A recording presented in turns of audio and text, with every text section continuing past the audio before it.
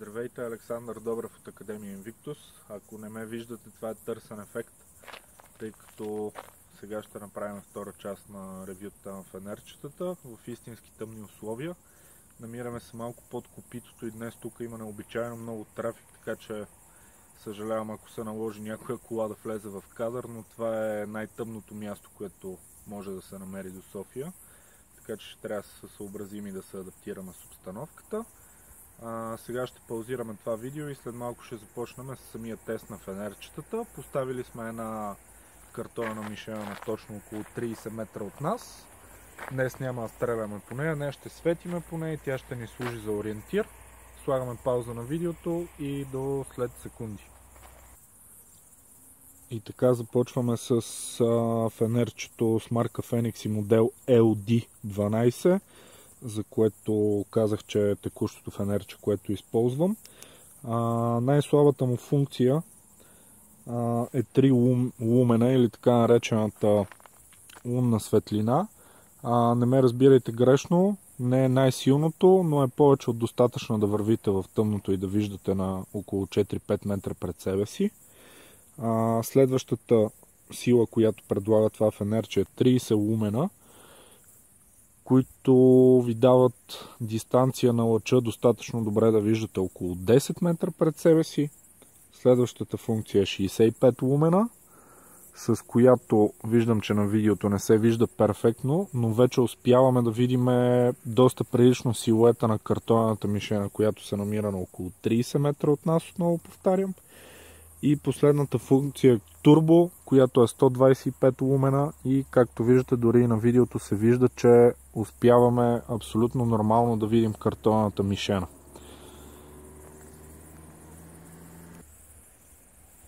Както виждате, за турбофункцията не е абсолютно никакъв проблем да ви покаже силует на мишена, която е с размерите на човешко тяло на 30, бих казал, че ще успее дори и на 40 метра.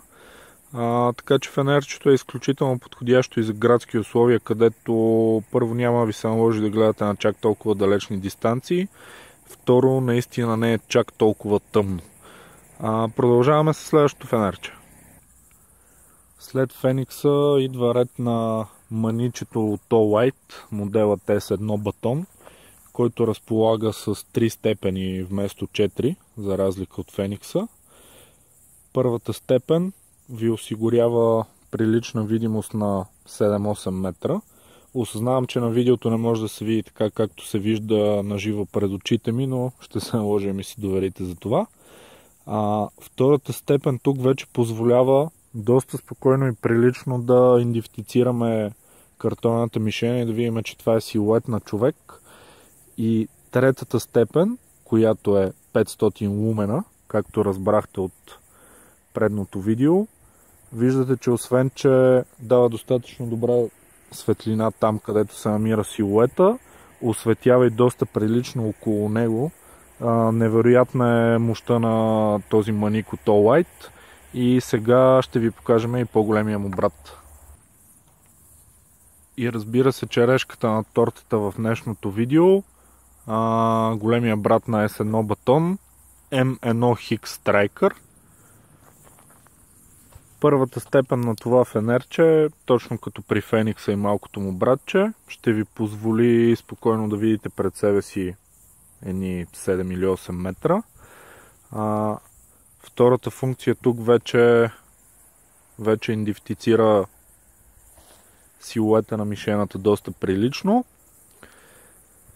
Третата го осветява така, както максималната на маника S1 батон.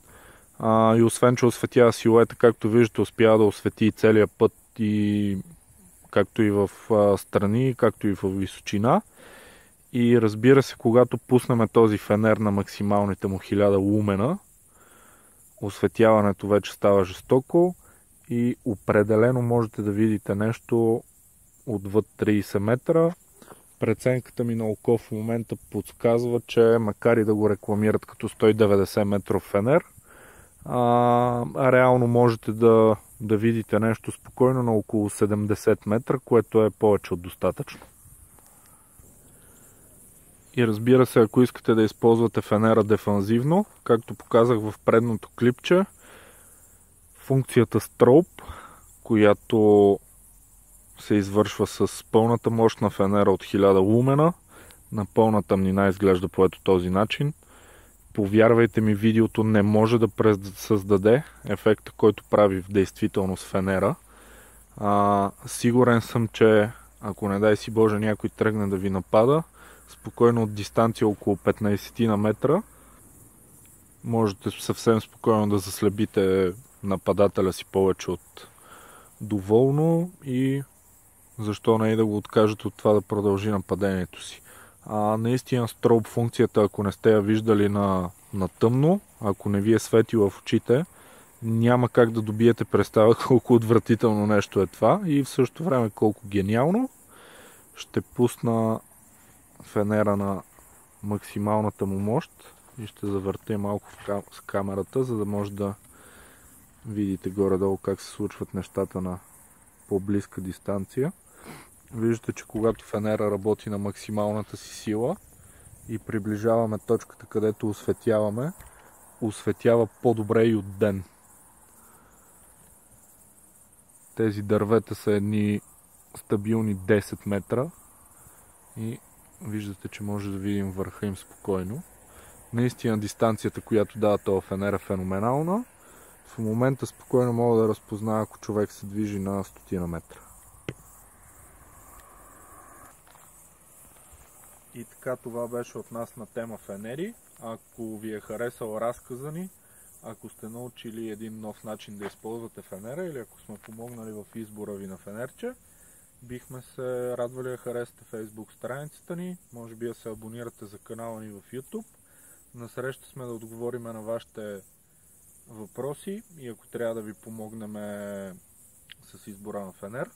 Отново благодарности на магазин Камуфлаж, който ни помогна за това ревю и бяха така любезни момчета да ни предоставят няколко фенера, които да тестваме. До скоро от Александър Добрев. Чао!